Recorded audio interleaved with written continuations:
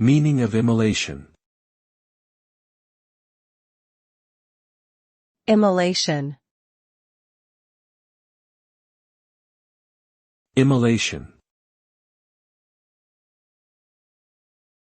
Immolation. Immolation. Immolation refers to the act of sacrificing oneself by killing or offering oneself as a sacrifice, usually by fire.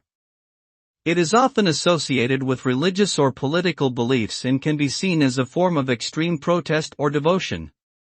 The result of immolation can be drastic and often leads to serious injury or death.